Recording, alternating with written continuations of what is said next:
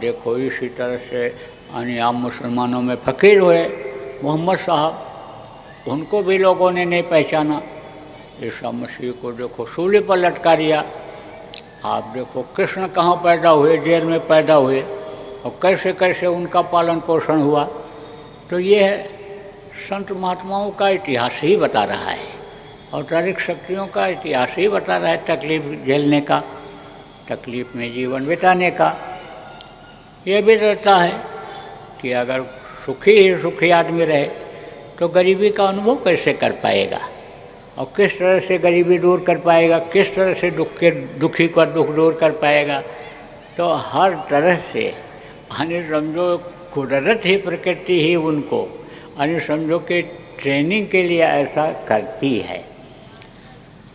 तो कबीर साहब को लोग जुलाहा कहते थे कि ये यहाँ आ नहीं सकते हैं, क्योंकि छुआछूत उस समय बहुत थी, और ये रामानंद जी महाराज तो उच्च कुल खानदान के थे। तो एक दिन कबीर साहब गए और रामानंद अपना माला सुमिति जिसको कहते हैं वो कहीं रख दिए थे, खोल रहे थे, मिल नहीं रहा था। तो कबीर साहब ने दूर से ही कहा, अरे गुरु जी, आपका माला वहाँ रखा है, आप उठा लो, बड़ी देर से खोज रहे हो। तो उन्होंने कहा, भाई यहाँ है भी नहीं, और वहीं से इसने बता दिया। तो देखा बाहर, दूर गेट के बाहर खड़े हुए थे, समझ गए वो। बोले कि यह तो गुरु बनाने लायक है, इसको गुरु बनाएंगे। गए तो कहा, कबीर किस लिए आए? तब उन्होंने कहा, आपको गुरु बनाने के लिए। इन्होंने कहा, अरे तो उल्टा हो गया, मैं बनाना चाहता था, इसने प्रस्ताव रख दिया। तब कहा, आप तुमको गुरु बनाने की क्या ज़रूरत है? तब कबीर ने कहा, गुरु की मर्यादा न खत्म हो जाए, गुरु का नाम न खत्म हो जाए, गुरु का स्थान न खत्म हो जाए, इसलिए आपको गुरु बनाना चाहता हूँ। तो भी उनको संतुष्टि नहीं हुई। बोले, फिर आखिर मेरा क्या होगा जब तुमको गुरु बना लूँगा? मैं तो सोचा था मेरा काम अब तुमसे हो जाएगा। तब उन्होंने कहा, अगले जन्म में आपको पार किया जाएगा, इस जन्म में आप मेरे गुरु रहोगे। तो उन्होंने भी गुरु किया। अब आप ये समझो कि गुरु की ज़रूरत हमेशा रहती है, इसलिए रहते हैं। तो माँ के पेट में बच्चे को मालूम रहता है कि बगैर गुरु के पार हो ही नहीं सकते। तो कहता है, समर्थ गुरु की तलाश करेंगे, और मेरे ऊपर आप दया करो, बाहर निकालो। बाहर निकल करके समर्थ गुरु की तलाश करके अपनी आत्मा का कल्याण कर लेंगे। तो 9 महीना लगता है बच्चे को माँ के पेट में बनने में। 9 महीने से पहले नहीं बाहर निकल सकता। 9 महीना के बाद जब निकलता है तो चिल्लाता है, रोता है। सब बच्चे रोते हैं, चाहे किसी के भी हों। तो क्यों रोता है ये पता बहुत से लोगों को नहीं चल पाता है। बड़े आदमियों के घर के बच्चे जब रोते हैं, कहते ले चलो डॉक्टर के यहाँ, डॉक्टर चुप करेगा। डॉक्टर को क्या पता है क्यों रोता है? ना वो बोल सकता, ना कुछ लिख सकता, ना हाथ से आँख से इशारा कर सकता है कि हमको ये तकलीफ़ है।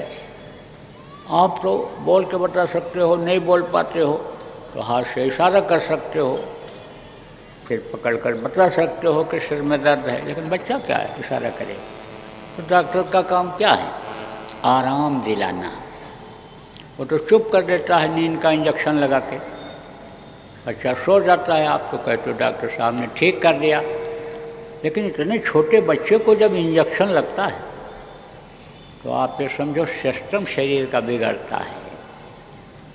तो आप ये समझो कि रोता क्यों है?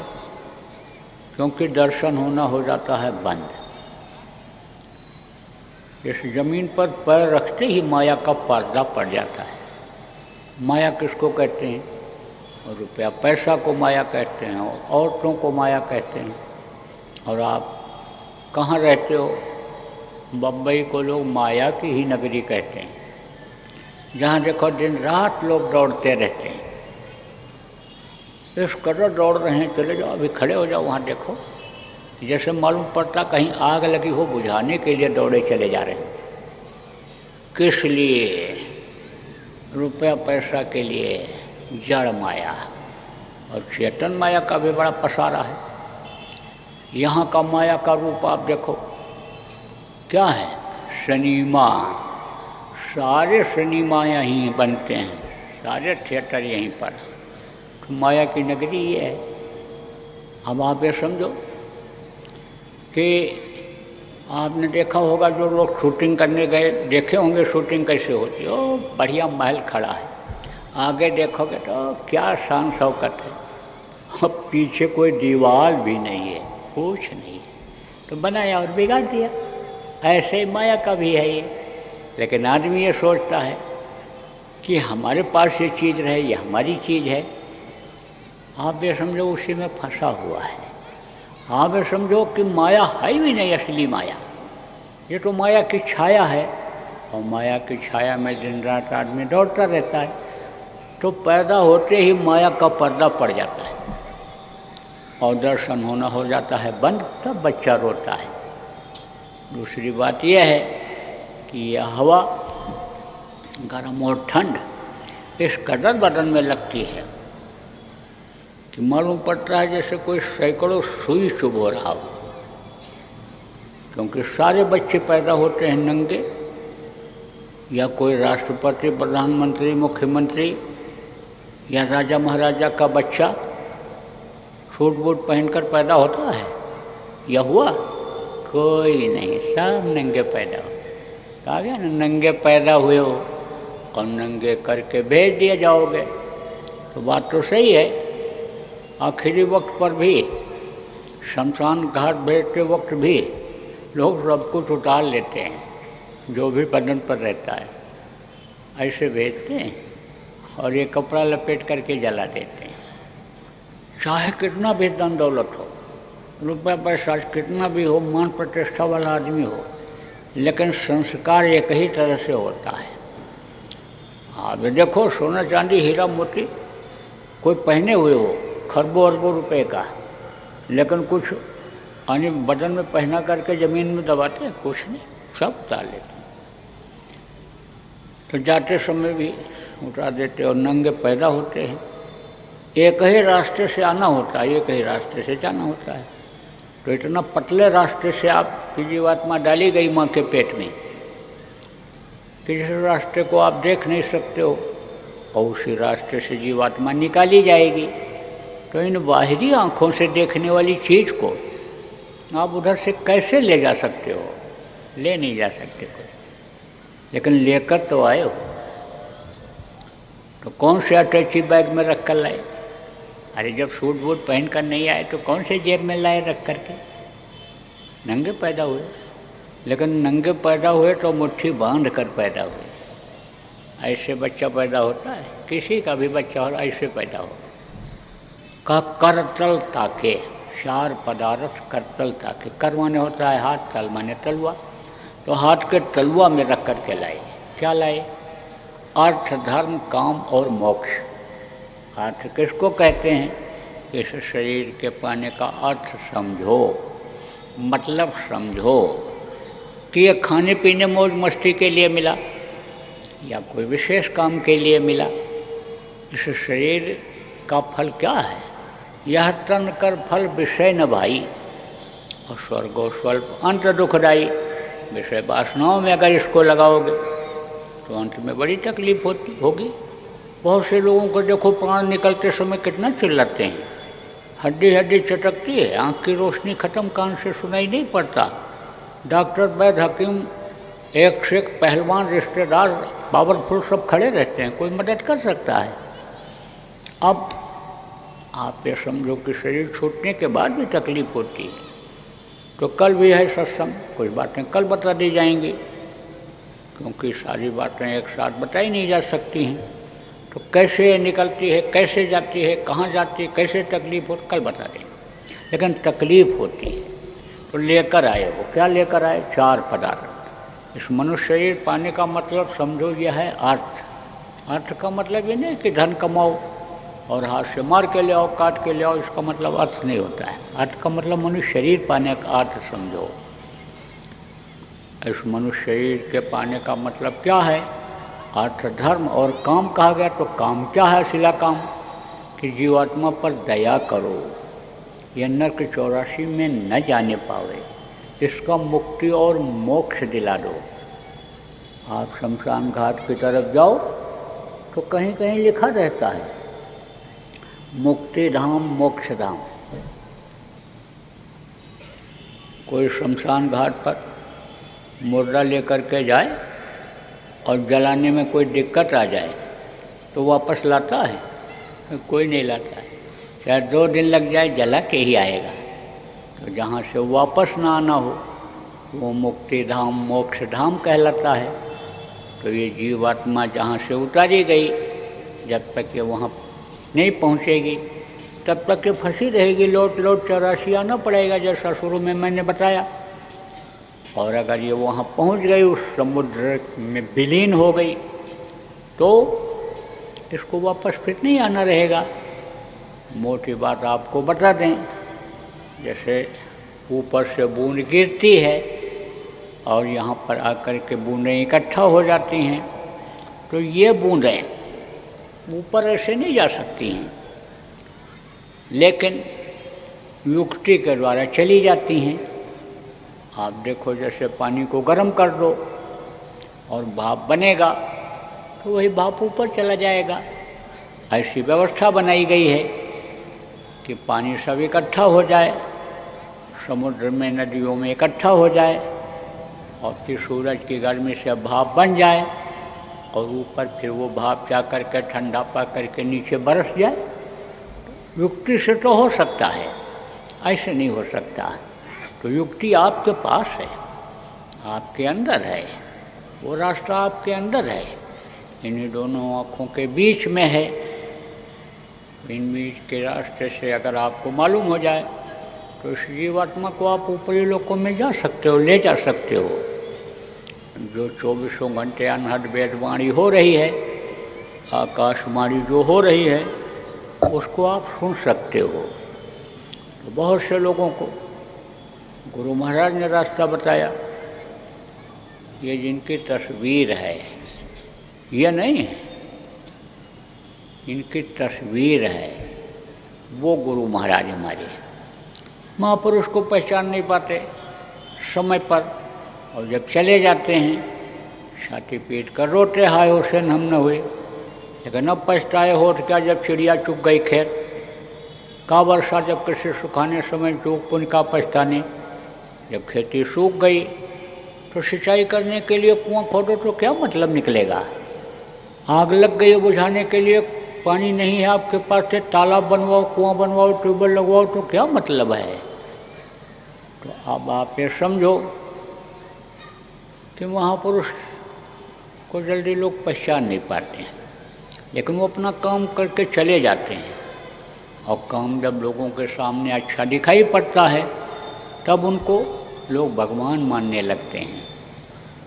जगह जगह मूर्तियाँ बनाते हैं, पूजते हैं, मानते जानते हैं, फूल पत्ती प्रसाद चढ़ाते हैं। जब कैमरा चला, फ़ोटो खींचने लग गए, अब फ़ोटो को ही भगवान मान लेते हैं। लेकिन फ़ोटो को भगवान मान करके, फूल पत्ती प्रसाद चढ़ा करके, मूर्ति को चढ़ा करके, पूजा करके अगर कोई कहे हम पार हो जाएंगे, तो ये तो हो ही नहीं सकता है। यह मुक्ति और मोक्ष इतना आसान नहीं है कि खिचड़ी बना लो, हलवा बना लो और मुंह में रखो, दांत की भी ज़रूरत नहीं है, सर से निकाल जाओ। इतना आसान नहीं है। मुक्ति और मोक्ष के लिए देखो, पहले के समय में बहुत मेहनत लोग करते थे। प्राणों यानी समझो कि प्राणायाम में कितनी मेहनत पड़ती थी।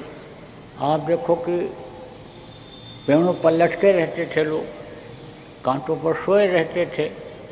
आप देखो बहुत से लोग अब भी शरीर को तपा करके मालिक को प्राप्त करने में जो विश्वास करते हैं, वो गर्मी के महीने में, मई जून के महीने में धूप में बाहर बैठते हैं, चारों तरफ आग लगाते हैं, ऐसे जलाते हैं और मटके में आग रख करके और सिर पर रख करके पंचाग्नि देते हैं शरीर को कष्ट देते हैं अब भी। लेकिन अब कलयुग योग यज्ञ नहीं जाना और 1000 नाम गुण गाना। नाम अगर मिल जाए तो इसकी किसी की ज़रूरत ही नहीं। तो नाम में प्रकाश है, नाम में रोशनी है, नाम में आवाज़ है, नाम में शक्ति है। तो वो शक्ति यानी समझो कि प्रदान करने वाले नाम को आप समझो कौन देता है?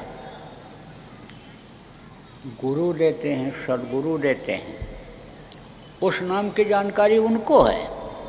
जहाँ गोस्वामी जी महाराज ने कहा कि कलयुग केवल नाम आधारा और सुमे सुमे नर उतर नहीं पा रहा, वहीं पर उन्होंने कहा नाम मिलेगा कहाँ?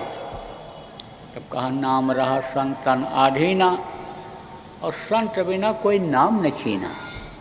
संतों के बगैर नाम की पहचान नहीं हो सकती है। तो ये हमारे गुरु महाराज बहुत से लोगों को नाम दान दिए। 2 तरह का नाम होता है, दोनों नामों को बताया और दोनों नामों से लोगों को लाभ दिलाया, फायदा दिलाया। नाम के डोर पर बैठाकर, नाम के नाव पर बैठाकर, नाव के जहाज पर बैठाकर बहुत जीवों को घर पहुंचा दिया, अपने वतन मालिक के पास पहुंचा दिया। आप कुछ लोग इसमें गुरु महाराज के नामदानी बैठे हुए हो, आप कहोगे भाई गुरु की दया हमको अब कैसे मिलेगी कि हम पार हो जाएं? अब तो गुरु महाराज चले गए, चले तो गए, लेकिन वो आपको रास्ता दे गए कि यह रास्ता आपको पार करेगा। अब उसको समझने की ज़रूरत है, समझाने की ज़रूरत होती है। तो देखो ये इतिहास बता रहा है कि जब जब महापुरुष पे जाने का समय आया तो उस काम के लिए किसी न किसी को जिम्मेदारी दे करके गए और उनको दया दे करके गए, शक्ति दे करके गए और अपने जीवों की संभाल उनसे करवाई। और वो बराबर समझाते रहे, बताते रहे, उनके आदर्श पर चलाते रहे, तो काम बन गया। जब कई पीढ़ी हो जाती है तब ये चीज़ समझ में नहीं आती है, और नहीं तो जब ताज़ा ताज़ा हिसाब रहता है तो लोगों के समझ में आ जाता है। अब आप देखो कि नानक साहब ने कहा था कि यह तुम्हारा ग्रंथ यानी गुरु है। गुरु का मतलब कौन? जो रास्ता दिखाता है। अब यह गुरु भी कई तरह के होते हैं। आप ये समझो कि जो कपड़ा सिलना सिखाता है, जो जूता सिलना सिखाता है, जो कोई और काम करना सिखाता है, ABCD पढ़ना सिखाता है, काका गागा पढ़ाता है, सब ये गुरु की श्रेणी में आते हैं। तो गुरु तो अपनी जानकारी के अनुसार ज्ञान देता है, लेकिन रास्ता बताने वाले को ही गुरु कहते हैं। तो गुरु ग्रंथ को उन्होंने गुरु बताया कि यह तुम्हारा गुरु है। तो ग्रंथों में, किताबों में सारी बातें लिखी हुई हैं। अब यह है कि जब उतनी जानकारी का कोई मिलता है तब तो वो बता देता है इसका मतलब यह है और इस तरह से तुम करो और चलो। और नहीं जानकारी वाला मिलता है तो उसी का अर्थ बदल देता है। तो लोग अब क्या कहते हैं कि इसको पढ़ते रहोगे तो इसी के पाठ करने से पार हो जाओगे, वाहे गुरु बोलते रहोगे तो तुम पार हो जाओगे। आप देखो वाहे गुरु उन्होंने क्यों कहा? भाण मांस के शरीर में गुरु रहते हैं, माँ के पेट में पैदा बन करके बाहर निकलते हैं, लेकिन मौजूदा गुरु के पास पहुंच करके अपनी आत्मा को जगा लेते हैं। और ऊपरी लोकों में जब आत्मा जाती है तो आप ये समझो कि उनमें ताकत आ जाती है। ऐसे सबसे पहले उन्होंने, आप ये समझो, यही किया किसने? यानी नानक के गुरु ने। और वहाँ जब ऊपर गई तो एक जैसी हो जाती है, कहा ना गुरु ना चेला, और सब में बोले एक अकेला। जब सतलोक के पहुँचती है सारे कपड़े उतर जाते हैं, कारण शरीर, सूक्ष्म शरीर, लिंग शरीर और ये स्थूल शरीर का। और ये जब मानसरोवर में स्नान करती है तो हंस रूप हो जाती है और हंस ही वहाँ सब हैं। तो वहाँ गुरु का जलवा जब देखा तब कहा वाहे गुरु वाहे गुरु वाहे गुरु वाहे गुरु। जैसे बच्चा कोई अच्छा काम करने लगता है, चल फिर नहीं पाता है, खड़ा हो जाता है, तो कहते हैं वाह वाह वाह वाह वाह बेटा, वाह बेटा, वाह बेटा, वाह कहते ना। ऐसे उन्होंने जब गुरु के जलवा देखा वाहे गुरु वाहे गुरु वाहे गुरु। अब वाहे गुरु जब बोलने लग गए तो उसी वाहे गुरु में उस समय ताकत आ गई। जो भी बोल देते हैं, वो जो भी कह देते हैं, वो उससे जुड़ जाता है। किससे जुड़ जाता है? उस मालिक से जुड़ जाता है। आपको ये नहीं पता है कि आप किस तार से जुड़े हो, कैसे जुड़े हुए हो यहाँ उस मालिक से। बहुत पतले तार के द्वारा जुड़े हो। और जब जिस नाम में ये शक्ति दे देते हैं, आप ये समझो उसको उससे जोड़ देते हैं। और या ये चाहते हैं कि इसमें पावर आ जाए तो वो जुड़ जाता है, तो उसमें वो पावर आ जाता है। आप ये समझो, इनके कहा ना कि इनके अधीन रहता है ना। एक था राजा, तो कहाँ गया? महात्मा के पास। महात्मा के पास सब जाते थे पहले के समय में, और जब कोई समस्या आती थी तब तो जाते ही जाते थे। और ऐसे भी जाते थे ज्ञान के लिए, सीख के लिए, उद्धार के लिए। तो राजा गया, महात्मा जी कहीं जा रहे थे सत्संग करने के लिए। और जब ये पहुंचा, लोगों ने कहा राजा आ गया, राजा आ गया, राजा आ गया। तो महात्मा को राजा महाराजा से कोई फर्क नहीं रहता है। राजा को लोग क्यों खुश करते हैं? राजा के यहाँ लोग क्यों जाते हैं? राज द्वारे साध जन, तीन बात को जाएं, और क्या माया क्या मीठा, और क्या मान। बढ़िया बढ़िया खाने को मिलता है, मीठा भोजन, और आप ये समझो सम्मान मिलता है और दक्षिणा मिलती है। इसलिए लोग जाते हैं। तो इनको तो उससे मतलब नहीं रहता है जो संत होते हैं। उनको जो पूरे संत होते हैं उनको इससे मतलब नहीं रहता। क्यों? कहा ना, संत न भूखा तेरे धन का, उनके तो धन है नाम रतन का। जो आपका धन है उस धन को तो बना सकते हैं, पैदा कर सकते हैं। जैसे कोई कहता हमारे पास इतना सोना है तो हम बड़े आदमी हैं, हमारे पास 2-4 कुंटल सोना है। लेकिन जो 10-20 कुंटल लोहा को पत्थर से छुआ करके सोना बना सकता है, जो पारस पत्थर होता है, जिसको पारसमल पत्थर कहा गया, जिसके पास वो होता है, वो धन की कीमत क्या लगाएगा? तो रोज़ कहा राजा आ गया, राजा आ गया, राजा आ गया। चलो भाई ठीक है, बैठाओ, उठाओ, पानी पत्ता पिलाओ। महाराज जी बिल्कुल तैयारी में ही थे। तो राजा गया तो कहा हमको आप कुछ बता दीजिए, कुछ ज्ञान दे दीजिए। बोले भाई अब तो मैं तैयार हो गया जाने के लिए, अब क्या बता सकता हूँ इतना जल्दी। मिलो गरुण बारक मोही, कौन बात समझाऊँ, तो ही कहा ना उन्होंने। तो कहा अब तुमको इतना जल्दी मैं क्या बता दूँ? तो कहा नहीं, कुछ बता दीजिए, कुछ बता दीजिए, वापस न लौटाइए। तो उन्होंने सोचा भाई इसको बहुत आसान चीज़ बताई जाए, क्योंकि इतना जल्दी रटाया नहीं जा सकता है, और कहीं भूल गया तो इसका आना बेकार हो जाए। चलते समय कहा कि देखो राजा, मैं आऊँगा तुम्हारे यहाँ तब बता दूँगा। बोले नहीं, कुछ बता ही दो। तो कहा अच्छा तो जाओ राम राम जपना। इतना कह करके चले गए। राजा ने कहा बहुत दिनों से जप रहे हैं, पैदा हुए तो माँ बाप भी यही बोले जब भी हुआ राम राम राम राम जप। क्या राम राम तो बहुत जपे, कुछ नहीं। तो महात्मा वादा के बहुत पक्के होते हैं। गुरु महाराज शरीर छोड़ करके जब चले गए तो मैं तो बड़ा हताश निराश हो रहा था। तो लोगों ने कहना शुरू किया कि तुम बैठ जाओगे, भजन करने लगोगे तो तुम्हारा काम बन जाएगा, लेकिन लोगों का क्या होगा? जब तुम्हारे लिए कह करके गए हैं गुरु महाराज कि नए को नामदान देंगे, पुरानों की संभाल करेंगे, तो कैसे संभाल होगी, कैसे लोगों को नामदान मिलेगा? तो निकलो, तो मैं जगह जगह गया। तो दक्षिण भारत में गया था, तो एक डॉक्टर साहब गुरु महाराज उनके यहाँ कई दिनों तक रहे थे, और जब चलने लगे थे तो वो रोए थे। बोले बच्चा घबराओ नहीं, मैं फिर आऊँगा। तो उनके यहाँ जब मैं गया तो गुरु की याद में रोने लगे, आंसू बहा उनके। फिर उन्होंने बताया, कहा गुरु महाराज जब चले गए हमको खबर लगी तो मैं बहुत रोया कि अब देखो गुरु का साथ छूट गया, दर्शन कैसे होगा। और इस बात पर हमको चिंता हुई कि महात्मा की बात गलत कैसे हो सकती है।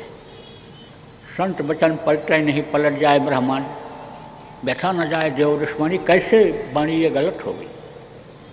तो कहाँ यही सोचता रहा। रात को जब सोया तो सपना देखा कि गुरु महाराज आए हैं। देख करके मैं चारपाई से उठ गया हूँ और गुरु महाराज हमारी चारपाई पर बैठ गए। और फिर मैं बोला कि आपने हमको खबर नहीं किया, आप ऐसे आ गए, मैं आपकी चद्दर भी नहीं बदल पाया।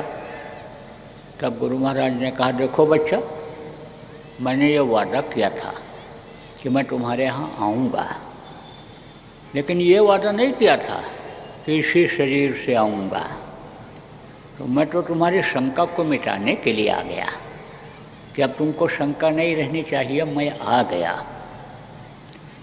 तो कैसे भी हो, जैसे मैंने कहा कि जिस जीव को पकड़ते हैं चाहे 4 जन्म लगे पार ही करते हैं, ऐसे वादे के पक्के होते हैं। तो महात्मा जी राजा के यहाँ लौट करके गए। सत्संग करने के बाद कुछ दिन के बाद जब लौटे तो गए तो देखा तो दौड़ करके आया और जो है सम्मान किया, पैर छुआ। फिर कहा महाराज चलो बैठो। तो कहा कि नहीं, मैं तो तुमको वादा किया था, बताने आया हूँ। मैंने बताने के लिए कहा था तो बताने आया हूँ। कहें अब वो राजा खड़ा और कहा क्या बताएंगे, क्या है। तो कुछ चीज़ें ऐसी होती हैं जो कही जाती हैं, कुछ ऐसे इशारे से कि हाँ बताइए या क्या बताना है, कुछ ऐसे किया ना जाने। तो वहीं पर सिपाही खड़ा हुआ था। महात्मा जी ने कहा, ऐ सिपाही हथकड़ी ले आ और राजा के हाथ में लगा दे। अब सिपाही राजा को देख रहा है, महात्मा को देख रहा है। फिर कहा, अरे तू खड़ा है, अब भी नहीं लाया, दौड़ के जा लेकर के आ, हथकड़ी लगा दे इनके हाथ में। फिर सिपाही खड़ा, 2-3 बार कहा, उसने ध्यान ही नहीं दिया। राजा ने सोचा कहीं खड़ियाँ तो न हो, हमको हथकड़ी लगा के जेल में डाल दें, खुद गद्दी पर बैठ जाएं। राजा ने कहा, अरे सिपाही तू खड़ा देख रहा है, दौड़ के जा हथकड़ी ले आओ, महात्मा को लगा दे। दौड़ करके गया, ले आया, हथकड़ी लगा दिया महात्मा। अब महात्मा जी लगे हंसने। राजा ने कहा, क्यों हंस रहे, हथकड़ी लग गई तो जेल जाने की नौबत आ गई, और ये हंस क्यों रहे। कहा महाराज आपका हंसना हमारे समझ में नहीं आया। बोले यही तो तुमको बताना था मुझे कि वही बात मैंने कही, सिपाही नहीं गया, वही बात आपने कहा, सिपाही हथकड़ी ले आया, लगा दिया। तो मेरी बात में ताकत नहीं थी, आपकी ज़बान में, आपकी बातों में ताकत थी, पावर था, इसलिए वो ले आया और लगा दिया। तो पावर भरा जाता है, नाम में पावर भरा जाता है, और जब पावर आ जाता है तो वही नाम फलदायी होता है, लोगों के लिए फ़ायदेमंद होता है। तो हमारे गुरु महाराज ने दोनों नाम दिया लोगों को। कौन नाम, एक वर्णात्मक नाम होता है, एक ध्वन्यात्मक नाम होता है। वर्णात्मक नाम किसको कहते हैं, जो मुँह से लिया जाता है। ध्वन्यात्मक नाम किसको कहते हैं कि जो अंतर में यानी याद करके इस सूरत को शब्द के साथ जोड़ा जाता है, जो शब्द रूपी नाम है, जो कभी नहीं खत्म होता। यह नाम तो महापुरुष जब आते हैं जगाते हैं, जब तक पावर रखते हैं रहता है, नहीं कोई दूसरा आता है वो जगाता है, उसमें पावर आ जाता है। लेकिन उस नाम में पूरी पावर, पूरी शक्ति, पूरी ताकत रहती है, वो कभी खत्म नहीं होता। आप देखो इन नामों को पीछे जो संत आए उन लोगों ने भी दिया, लेकिन अब वो नाम जो बताए उन नामों के साथ उनकी दया हट गई जब वो चले गए। दूसरे को पावर दे गए, उनकी मदद की ज़रूरत है अब। तो अब आप इस बात को समझो कि ये नामदान देना ये कोई आसान काम नहीं है, बहुत कठिन काम है। लेकिन गुरु महाराज जाने से पहले आदेश दे गए थे कि नामदान तुमको नए लोगों को देना है।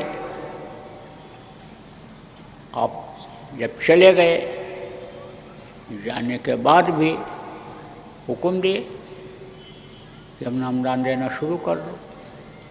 नामदान देना शुरू कर दोगे, ये भजन करने लगेंगे। और इनका शरीर भी छूट गया भजन करते करते, तो मनुष्य शरीर पा जाएंगे।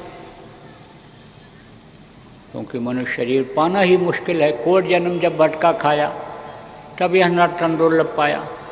तो जहाँ जहाँ कार्यक्रम करता हूँ, सब जगह नामदान दे देता हूँ। 1 लाख 2 लाख 3 लाख के भीड़ में भी आदमियों के नामदान देता हूँ। और विदेशों में जब गया तो कमरे में भी बैठ कर के नामदान दे दिया। मैं करीब 16-17 देशों में गया हूँ, 14 देशों में नामदान दिया। नामदान सब जगह देता हूँ। जहाँ समय कम था, परिस्थिति अनुकूल नहीं थी, वहाँ छूट गया। लेकिन जहाँ भी समय रहा, जब परिस्थिति अनुकूल रही, वहाँ सब जगह नामदान दिया। आपको भी नामदान दूंगा। वो नाम बताऊंगा कि जिसके लिए मीरा ने कहा, पायो रे मैंने नाम रतन धन पायो, वस्त्र अमोलक दी मेरे सद्गुरु कृपा कर अपनायो। तो वो है ध्वनियात्मक नाम, जो धनियों के मुंह से निकलता रहता है 24 घंटे। और इस माया के लोक में जो नहीं आते हैं, वो निर्मायक होते हैं। तो निर्मायक नाम दूंगा आपको। और मायक किसको कहते हैं? जो माँ के पेट में बनते हैं, पलते हैं, बाहर निकलते हैं, और माया के देश के लोग उनका नाम रखते हैं।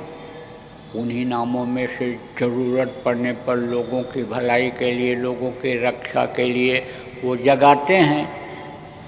वो मायक होते हैं और मायक नाम होता है। जैसे त्रेता में राम नाम, द्वापर में कृष्ण नाम। आप देखो, जैसे वही गुरु मैंने बताया, जैसे राधा स्वामी मैंने बताया, समय समय पर अनीय नाम बोलते हैं। उन नाम में ताकत रहती है, लोग बोलते हैं, उनको फायदा दिखता है। ऐसे गुरु महाराज ने हमारे त्रेता और द्वापर के पहले, जब सतयुग था तो सतयुग में गुरु थे, तो गुरु नाम में शक्ति थी, गुरु नाम से उद्धार होता था। उसी गुरु नाम को उन्होंने जगाया। और गुरु के पहले जय लगाया, जा माने जयमान, या माने जो, और देव माने देने वाला। तो देता कौन है और रहता कौन है? हमेशा कौन रहता है? गुरु रहते हैं, गुरु देते हैं। जो कोई न दे पावे, गुरु देते हैं। जो कोई न लेने को न तैयार हो, उसको वो लेते हैं। तो अब आप ये समझो कि गुरु का दर्जा बहुत ऊंचा रहा। उन्होंने जय लगाया, जयमान जो हमेशा रहे, और देव माने देने वाला।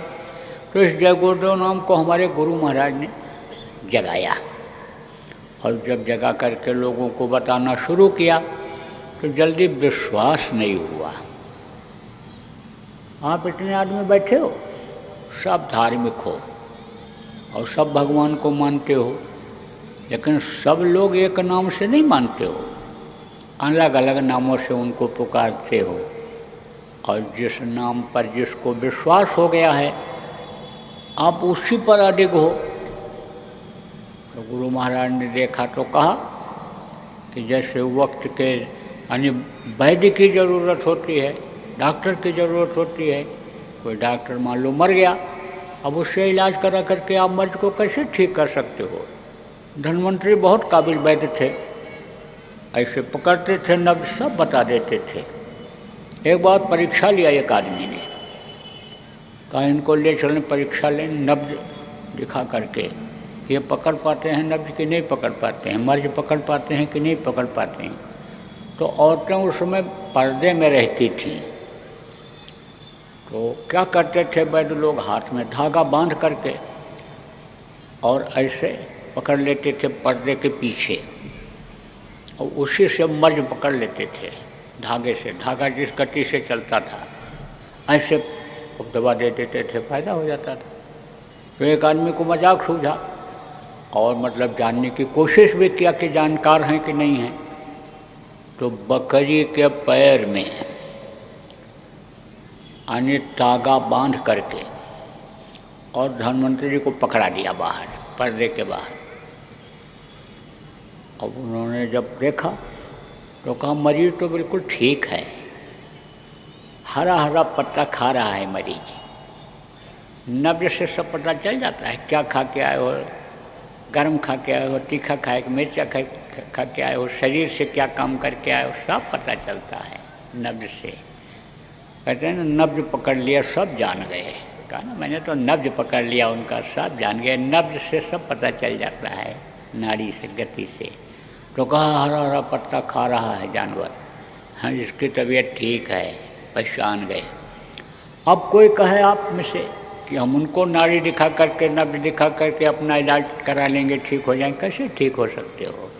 ऐसे ही यानी वक्त के नाम की ज़रूरत होती है। तो गुरु महाराज ने कहा कि ये तो ऐसे रह जाएंगे, खाली हाथ चले जाएंगे, इसका लाभ नहीं ले पाएंगे।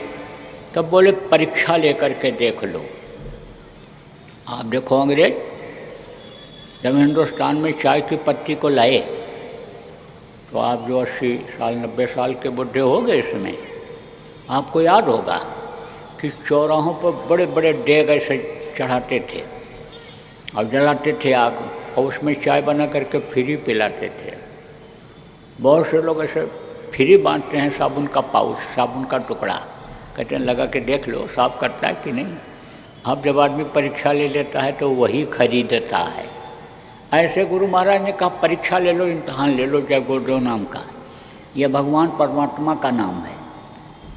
परीक्षा लेना लोगों ने शुरू किया, नदी में नहाने के लिए गए, डूबने लग गए, जय गुरुदेव बोले, तेज हवा के साथ पानी की हिलोर आई, ले जा करके किनारे लगा दिया। मरते समय बड़ी पीड़ा, बड़ा दर्द, जय गुरुदेव नाम जब बोले, मरने वाले के कान में चिल्लाना रोना बंद, आँख खोल करके बोला, जल्लाद सब हट गए, जो मार कूट रहे थे हट गए, आराम से जा रहा हूँ। खूब परीक्षा लिया लोगों ने। आपके मन में अगर नए लोग जो आए हो, किसी तरह की शंका इस बात की हो जाए कि वो वक्त का जीता जागता नाम, इस समय का जीता जागता नाम ये है या नहीं है, तो आप परीक्षा ले लो। एक बार परीक्षा ली जाती है, बार बार नहीं। एक बार से ही विश्वास कर लेना चाहिए। तो एक बार परीक्षा लेकर आप देख लो। अरे आप प्रेमियों प्रचार कर दो कि कोई भी शाकाहारी, सदाचारी, नशा मुक्त व्यक्ति मुसीबत के समय जय गुरुदेव नाम बोल करके परीक्षा ले सकता है। आप समझो कि मैंने लोगों को जय गुरुदेव नाम की ध्वनि करने के लिए बताया और लोग करने लग गए, तकलीफ़ें दूर होने लग गईं। आप समझो घर की बीमारियां निकलने लग गईं, तबीयत खराब रहती तबीयत ठीक होने लग गई। मैंने बताया कि प्रभात फेरी तुम निकालो, सुबह उठ करके और चले जाओ 2-3 किलोमीटर तक जय गुरुदेव नाम की ध्वनि बोलते बोलते, देखो तुमको फ़ायदा लाभ होता है कि नहीं होता है। एक तो शुद्ध हवा मिलती है, उसका फ़ायदा, पैदल चलता है आदमी, उसका फ़ायदा, और अगर नंगे पैर चला तो जो रोड़ा कंकड़ जो इसमें पैरों में लगता है उससे यानी ये कुप्रेशर हो जाता है, पॉइंट दब जाते हैं, उसका फ़ायदा, और दूसरे भगवान के जीते जागते नाम लेने का फ़ायदा, कई फायदे हो जाते हैं। लोगों ने बताया कि जय गुरुदेव नाम की ध्वनि बोलते बोलते जब जाते हैं सुबह प्रभात फेरी में, लौट करके आते हैं, बड़ा आनंद महसूस होता है और तबीयत तो ठीक होने ही लग गई। घुटने का दर्द खत्म हो गया, गैस खत्म हो गया, कहते ब्लड प्रेशर भी अब सही रहने लग गया। और जब लौट करके आते हैं और बैठ करके ध्यान लगाते हैं, भजन करते हैं, उसमें भी आनंद आता है, शांति महसूस होती है, मज़ा आता है। बताने लगे लोग। अब आप ये समझो कि जिस घर में लड़ाई झगड़ा होता ही रहता था, बूढ़े न लड़े, जवान न लड़े, तो लड़के ही एक दूसरे का बाल गाल नोचते रहते थे, छींपू लगा ही रहता था। और जब से बच्चों को बैठाने लग गए, नाम धुनी बोलने लग गए, फायदा दिखने लग गया, ध्यान भजन 1 घंटा करने लग गए, तो आप ये समझो कि तकलीफें जुदा होने लग गई। भूत लगे थे चिल्ला चिल्ला के भग रहे हैं, कह रहे हैं कान में आवाज़ ऐसी पड़ रही कि पर्दा ही फट रहा है, मैं कहाँ जाऊँ, क्या करूँ, जा रहा हूँ। ऐसा चिल्ला चिल्ला के भगते हैं, रोते हैं। भूत यहाँ लगे हैं जिनके घर में, बहुत लोगों के यहाँ भूत लग गए, आपको नहीं पता है। चैलेंज करो, मैं बता दूंगा। इसमें 1-2 नहीं, 100-200 को बता दूंगा कि इनको भूत लगा है। यह भी बता दूंगा इनके घर में भूत लगा है। यह भी बता दूंगा इनके घर में कोई न कोई बीमार ही रहता है। यह भी बता दूंगा झगड़ा रोज होता है। यही नहीं, हमको कहीं ले चलो, खड़ा कर दो, हवाई अड्डे पर कर दो, बस स्टैंड पर कर दो, पोस्ट ऑफिस पर कर दो, बैंक में कर दो, जहाँ पब्लिक रहती है, मैं बता दूंगा ऐसा बोलता, ऐसा खाता, ऐसा करता है। तो अब आप ये समझो आपको नहीं पता है, लेकिन जैसे गेहूं में घुन लग जाता है, कीड़ा होता है ना घुन, अंदर अंदर खोखला कर देता है, सब माल खा जाता है। ऐसे भूत लगते हैं, परेशान करते रहते हैं, परेशान रहता है, कभी इन पर लगा, कभी उन पर लगा, कभी उन पर लगा। लेकिन जय गुरुदेव नाम की ध्वनि बोलने से लोगों को आराम मिलने लग गया, तकलीफ़ें दूर होने लग गईं। तो विश्वास तो एक बार करना पड़ता है। विश्वास के साथ आप लोग जय गुरुदेव नाम को बोलो, लोगों को बुलवाओ, कोई कैसा भी हो।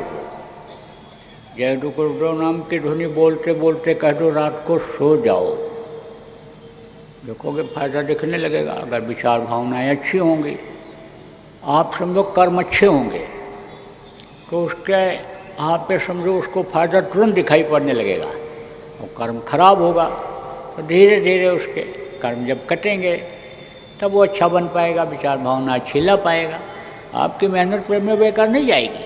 इसलिए बराबर नाम धुनी बोलो, बच्चों को बुलवाओ, परिवार वालों को बुलवाओ।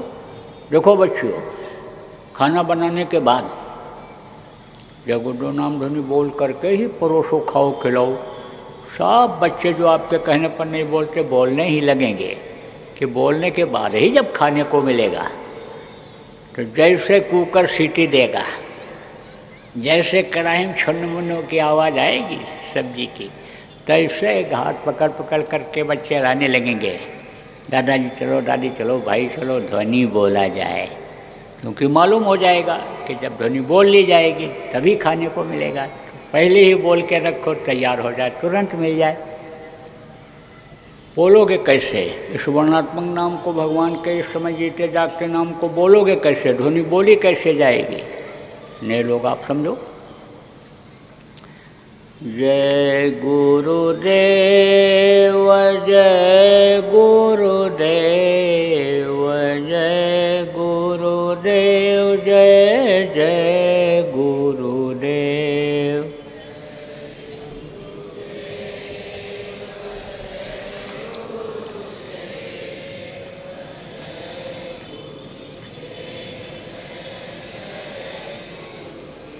जय गुरुदेव, जय गुरुदेव, जय गुरुदेव, जय जय गुरुदेव।